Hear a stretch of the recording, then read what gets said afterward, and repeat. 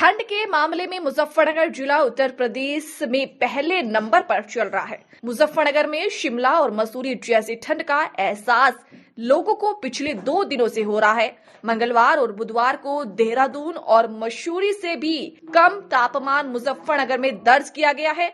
गुरुवार को भी न्यूनतम तापमान 4.8 डिग्री सेल्सियस ही रहा। इसी कारण ठिठुरन और बढ़ गई गर्म कपड़ों में भी कपकपानी छूट रही है। लोगों का घरों से बाहर निकलना मुश्किल हो गया है। ठंड से बचाव के लिए लोग अलग अलग जतन कर रहे हैं। कोई अपने आप को आग में ताप रहा है तो कोई रजाई में लेटकर सर्दी से बचने का काम कर रहा है। मुजफ्फरनगर में अधिकतम तापमान 15.9 डिग्री सेल्सियस।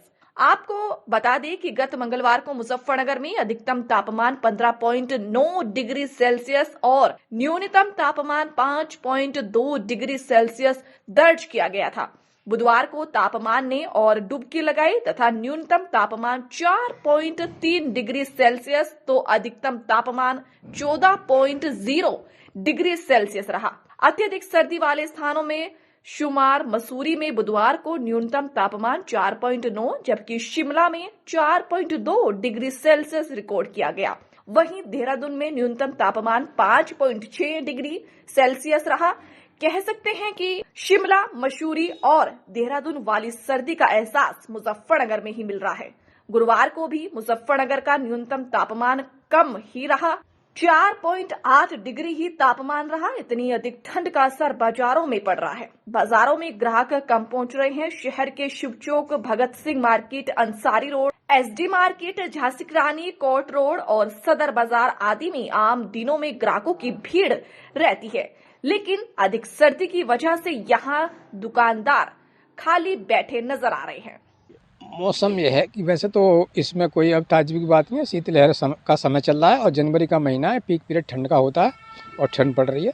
तो इसमें जो है सभी से मेरा आग्रह है कि भाई सभी बच्चे बुजुर्ग ज़्यादातर लिहाफ में रहें और बड़े जो हैं वो बच्चों का ख्याल रखें। बच्चों को ज़्यादातर कपड़ों में रखें, कपड़े पहना कर रखें ज़्यादा, क्योंकि बच्चों को जल्दी निमोनिया पकड़ लेता है और बुजुर्गों का खून ठंडा हो जाता है। इसलिए बुजुर्गों को भी अब लिहाफ में ज़्यादा रखें, तपाते रहें और जगह जगह अलावा लगाने का सुझाव दें लोगों को, जिससे कि ठंड से बचते रहें। और यहाँ तक कि पशु भी कुछ ऐसे हैं, गाय हैं ज़्यादातर ये हैं, तो ये भी ठंड मानती हैं। इसको भी दूर दूर से अपने तपाते रहें और इन पर कपड़े वपड़े डालते रहें। और रही ठंड की बात, ठंड में ये नुकसान भी हैं, फ़ायदे भी हैं। जो हमारी गेहूँ की फसल है वो ठंड की फसल होती है। ये ठंड में अच्छी बनती है, पैदावार भी ठंड में ज़्यादा देती है। जितनी ठंड लंबी खिंचेगी उतना ही गेहूँ की पैदावार ज़्यादा होगी।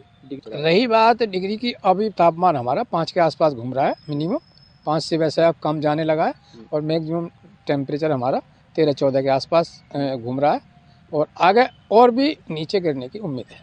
हाँ, वैसे तो मसूरी से आज तो मसूरी से भी ज़्यादा ठंडा हो रहा है टेम्परेचर।